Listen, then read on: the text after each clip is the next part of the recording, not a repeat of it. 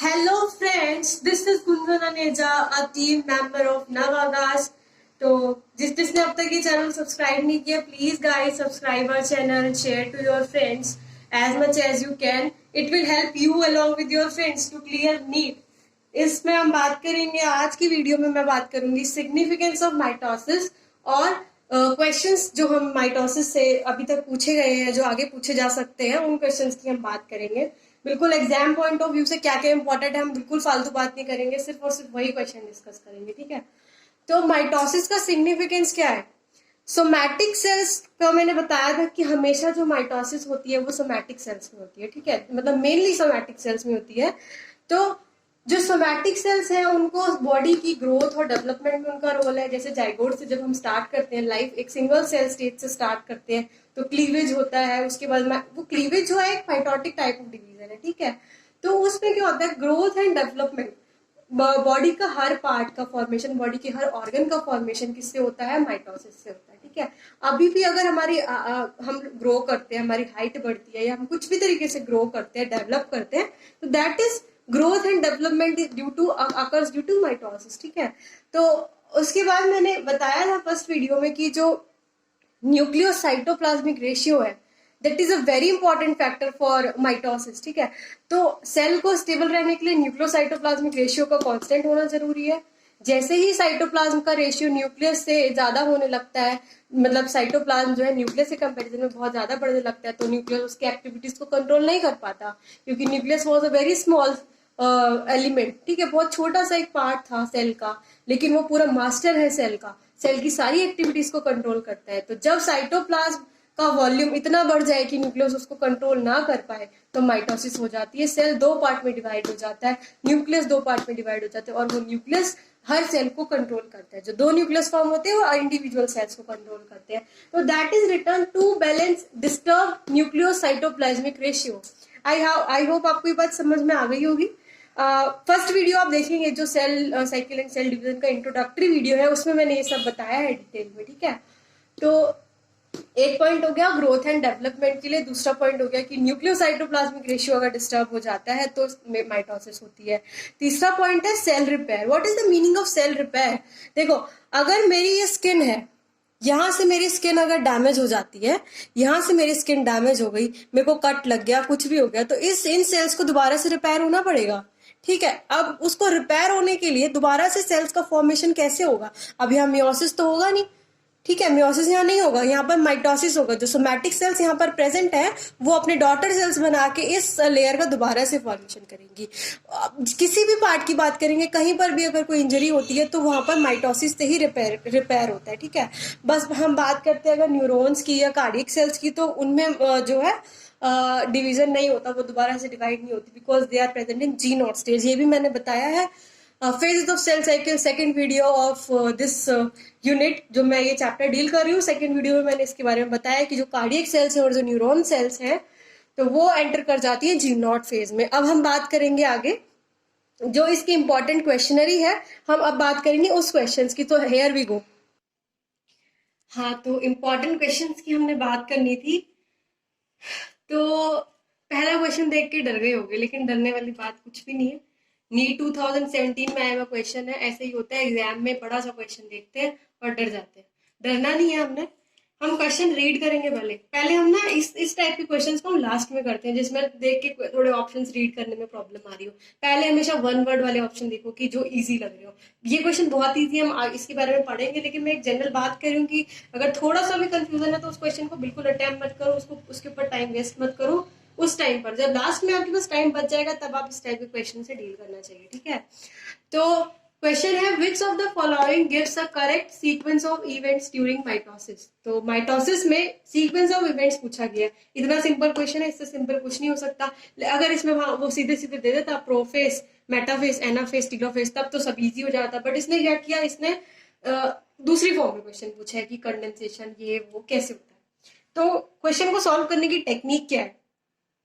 Condensation देखा हमने first option में, यहाँ भी देखा कंडेंसेशन है, यहाँ भी देखा कंडेंसेशन है, यहाँ भी कंडेंसेशन है. तो पहला स्टेप तो सब में कंडेंसेशन ही होता है. याद होगा प्रोफेज में हमने क्या पढ़ा था, उससे पहले हम क्या देखते हैं, सबसे पहले कंडेंसेशन होता है ना, तो वही तो लिखा है कि कंडेंसेशन कंडेंसेशन कंडेंसेशन।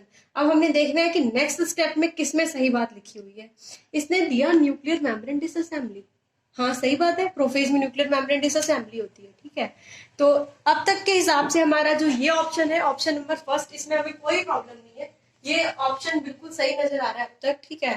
आगे क्या देख रहे हैं हम कि सेकंड ऑप्शन में हमें दे दिया उसने न्यूक्लियर अरेंजमेंट एट इक्वेटर, ठीक है। अब अरेंजमेंट एट इक्वेटर बोल दिया उसने, अरेंजमेंट एट इक्वेटर क्या न्यूक्लियर मेम्ब्रेन डिसअसेंबली से पहले हो सकता है? ये ऑप्शन को भी हम एक बार कंसीडर कर लेंगे, क्योंकि हो सकता है उसने एक स्टेप को मिस कर दिया हो, ठीक है। लेकिन जब हम देखते हैं ना कि उससे करेक्ट स्टेप ऊपर वाला है, तो एक बार हम इसको इग्नोर कर देते हैं।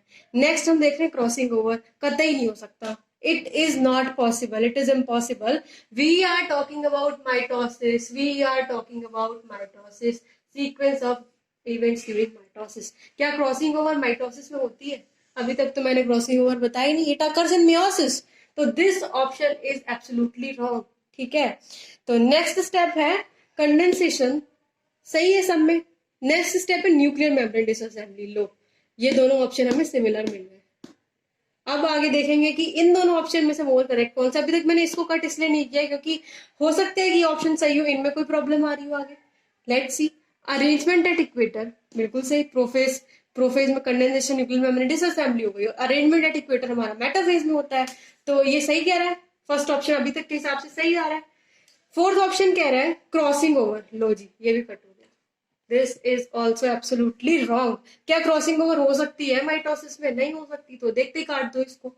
तो इसको हम करें एलिमिनेशन मेथड से कि जो ऑप्शन हमें गलत लग रहे हैं उसको कट करते जाएंगे, हमें सही आंसर मिल जाएगा। इतना टाइम मैं समझाने में लगा रही हूँ, नीट में आपको इतना टाइम नहीं मिलेगा। 1 मिनट में एक क्वेश्चन सॉल्व करना होता है और उसमें भी फिजिक्स होती है। तो फिजिक्स को हम पहले अटेम्प्ट करते हैं, जो मतलब अपनी अपनी चॉइस होती है, पर एक जनरल बात कर रही हूँ कि फिजिक्स को हम पहले अटेम्प्ट कर, मैंने अपने टाइम पे पहले अटेम्प्ट किया था। पहले फिजिक्स किया मैंने, फिर केमिस्ट्री किया, देन बायो किया, ठीक है। Question solving technique, question paper solving technique को भी मैं बताऊंगी अलग वीडियो में, but it is about this question. तो इसके बाद देखो, फिर वो कह रहा है सेंट्रोमेयर डिवीजन, ठीक है, सेंट्रोमेयर डिवीजन हो रहा है, देन सेग्रीगेशन हो रहा है, देन टीलोफेज, सही है। सेंट्रोमेयर डिवीजन हमारा एनाफेज में होता है, सेग्रीगेशन हमारा एनाफेज में होता है। तो अब तक के हिसाब से ये ऑप्शन पूरा सही है। इस ऑप्शन में हमें वो करेक्ट बात नहीं नजर आ रही जो इसमें नजर आ रही है। इसमें इसने न्यूक्लियर मेम्ब्रेन डिसअसेंबली की भी बात करी है, जो कि इस ऑप्शन में नहीं है, तो ये भी रॉन्ग हो गया।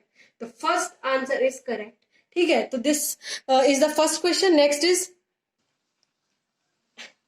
तो question number 2 is during cell growth DNA synthesis takes place.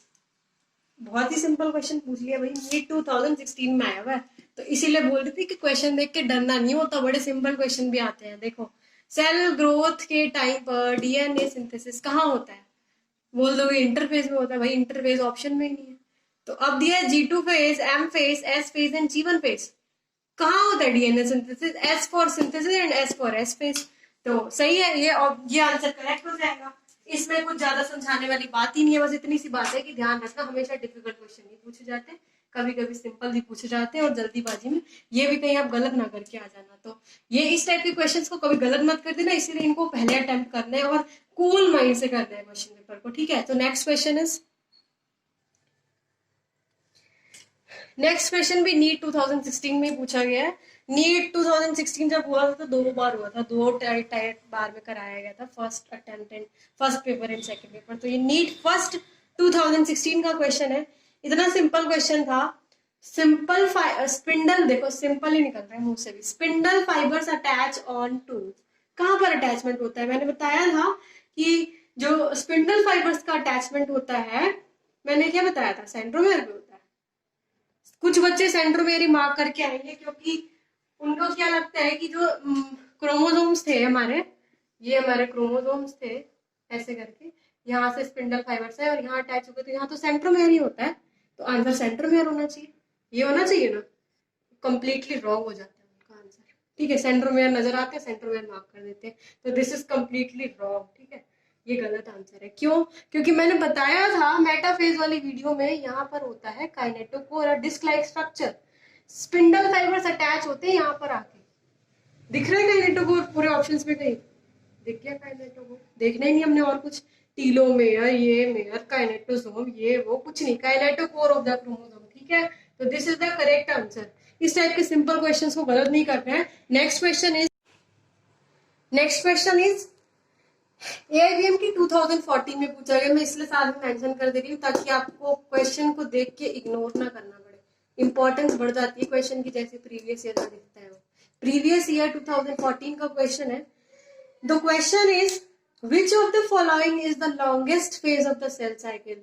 हो सकता है इससे सिंपल कुछ, सबसे लंबा फेज मैंने बताया था, शादी की तैयारियां जब चलती हैं तो 1 महीना पहले से चलती हैं, शादी की तैयारियों वाला फेज ही इंटरफेज होता है, समझ गए। इंटरफेज है शादी की तैयारी वाला फेज। तो करेक्ट आंसर क्या होगा friends? Correct answer will be interphase. Prophase, telophase, anaphase ये सब नहीं होंगे, जो क्योंकि interphase accounts for 95% duration of cell cycle, ठीक है। और ये जो टोटल है ना, ये सब मिला के 5% कॉन्ट्रीब्यूट करते हैं, ये मैंने बताया है इंटरफेज वाली वीडियो में, फेजेस ऑफ सेल साइकिल की वीडियो में बताया ये, ठीक है। तो नेक्स्ट क्वेश्चन है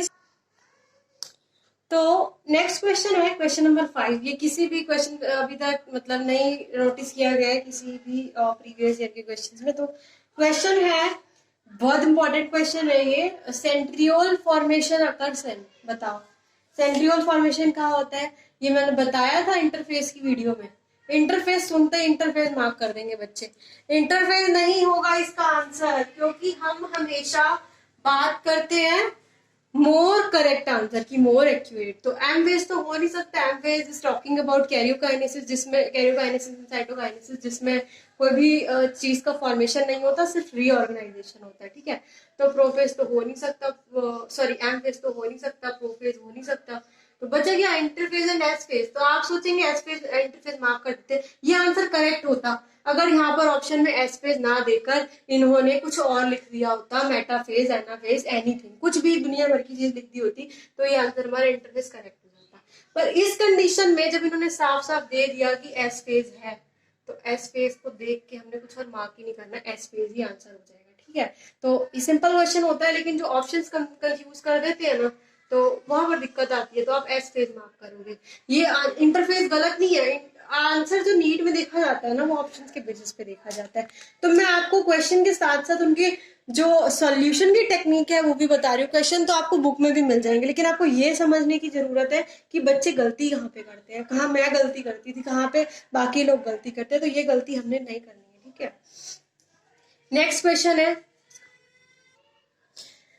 तो नेक्स्ट क्वेश्चन है, ये भी किसी पेपर में आया नहीं है, लेकिन इस टाइप के क्वेश्चन पूछे बहुत जाते हैं। जैसा मैंने एक वीडियो में बताया था, G2 फेज वाला बताया था ना कि टेट्राप्लॉइड सेल के बराबर कब होता है, ऐसे करके एक क्वेश्चन बताया था, उस वीडियो में जाके देखिए आप। तो क्वेश्चन है, what is the ploidy and DNA content of a cell in prophase. तो क्वेश्चन के ऑप्शन देखने से पहले जरा सोच लो कि पूछ क्या है। डीएनए कंटेंट और जो प्लॉइडी होती है सेल की, वो प्रोफेज के टाइम पर पूछी गई है। तो ये मैंने अलग से एक चार्ट भी बताया था आपको। तो प्लॉइडी होती है 2n, डीएनए कंटेंट 4c, क्योंकि इंटरफेस के बाद जो प्रोफेज की स्टेज आती है उसमें कुछ भी चेंजेस नहीं होते हैं, उसमें सिर्फ न्यूक्लियर मेम्ब्रेन का डिसअसेंबली होती है, सेल ऑर्गन्स डिसअपियर होते हैं, लेकिन ना तो सेंट्रोमेयर की स्प्लिटिंग हो रही है, ना कुछ और फॉर्मेशन हो रहा है, न्यूक्लियर मेम्ब्रेन फॉर्म थोड़ी ना हो रही है।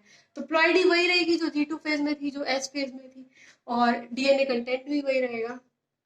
अब आते हैं ऑप्शन की तरफ। हमें ऑप्शन में ढूंढना है 2n 4c एक सीक्वेंस में, मिल गया 4c and 2n, low mark कर दिया, हो गया गलत। ये ऑप्शन कलेक्ट क्यों नहीं है? क्योंकि बोला है ploidy and DNA content, DNA content and ploidy नहीं बोल रहा है, अपोजिट हो रहा है 4c and 2n and 2n and 4c। तो ये मार्क करके आएंगे बच्चे, क्योंकि अरे वाह क्वेश्चन मैंने सॉल्व कर दिया, 4c एंड 2n सही है, नहीं ये गलत है। इसका आंसर हमें देखते हैं 2n एंड 4c, लो मिल गया आंसर, ठीक है। ये ऑप्शन गलत है, तो इसको मार्क करके नहीं आना है, इसको मार्क करके आना है 2n and 4c। Next is 2n 2n 4c 4c, तो ये तो हो ही नहीं सकता, इस पर हम बात ही नहीं करेंगे। तो this was the important part of mitosis के मैंने 6 क्वेश्चंस आपको बताए हैं। इस टाइप के क्वेश्चंस की आपको प्रैक्टिस करनी है, और जो जो ट्रिक्स बताई गई है वीडियो में कि किस क्वेश्चन में किस टाइप का कंफ्यूजन होता है, प्रेशर की वजह से हम क्या क्या गलत कर सकते हैं, तो उन चीजों को ध्यान रखना है। पेपर में सबसे पहले वो पार्ट सॉल्व करना है जो हमको आता है अच्छे से, उसको कभी भी अटेम्प्ट मत करना जिसमें कंफ्यूजन है, और नेगेटिव होता है इसलिए ध्यान रखना, नेगेटिव के चक्कर में बहुत सारे क्वेश्चन रॉन्ग होते हैं। आप एक क्वेश्चन अटेम्प्ट करके आओगे और उसके साथ 2 गलत हो गए तो हो गया कल्याण, 10 मार्क्स कट हो जाएंगे। कहने को तो बात है कि 1 मार्क्स की नेगेटिव मार्किंग होती है, आपने अटेम्प्ट करे 80 क्वेश्चन, लो 10 क्वेश्चन उसमें से हो गए गलत, 10 गलत हो गए तो अटेम्प्ट 80 थे, 80 में से कितना माइनस करोगे, 80 इंटू 4, कितने का अटेम्प्ट करके आए, 8 4 32, 320 का अटेम्प्ट किया, उसमें से हमारे 50 नंबर के तो गलत हो गए, क्योंकि एक क्वेश्चन में काउंट करा था 4 मार्क्स के लिए और एक हो गया प्लस नेगेटिव का, तो ये लो 50 मार्क्स तो यहाँ कट हो गए। तो नेगेटिव का ध्यान रखना है, कंफ्यूज नहीं होना, ऑप्शन में जो आता है उसी को सॉल्व करना है। लास्ट में टाइम बचेगा तो हम देखेंगे कि क्या क्या ऑप्शन रह गए हैं। तो question solving strategy is very important, ठीक है। तो सिर्फ 6 क्वेश्चन में मैंने आपको बहुत कुछ कवर, तो मैं ये कह रही थी कि 6 मिनट की वीडियो में मैंने, सॉरी 6 क्वेश्चन की वीडियो में मैंने सब कुछ बता दिया है कि किस टाइप के कंफ्यूजन होते हैं। तो ये मोस्ट इंपॉर्टेंट बात होती है, बाकी क्वेश्चंस तो आपको गूगल पे भी मिल जाएंगे, बहुत सारे क्वेश्चन पेपर मिल जाएंगे, और जो क्वेश्चन मैंने बताए हैं और इसके साथ कुछ एडिशनल अगर होगा तो इसका लिंक आपको डिस्क्रिप्शन बॉक्स में मिल जाएगा। अपने इंस्टाग्राम पेज नव आगाज पर इसको पोस्ट करेंगे, तो नव आगाज को आप फॉलो कीजिए, इंस्टाग्राम, टेलीग्राम और जो ट्विटर है और फेसबुक, यूट्यूब, सब्सक्राइब, सब कुछ अवेलेबल है। एवरी सोशल नेटवर्किंग साइट पे हमारा नवागास चैनल लॉन्च हो चुका है। तो guys please share our videos, tell the queries in comment box. Thank you. In next video we will be talking about meiosis के इंट्रोडक्शन की बात करेंगे, और लास्ट में एक वीडियो आएगी जिसमें meiosis के क्वेश्चंस होंगे, और एक वीडियो आएगी जिसमें माइटोसिस और meiosis दोनों के जो मर्ज हो गए क्वेश्चंस पूछे जा सकते हैं, जो पूछे गए हैं उसकी बात करेंगे। Thank you friends.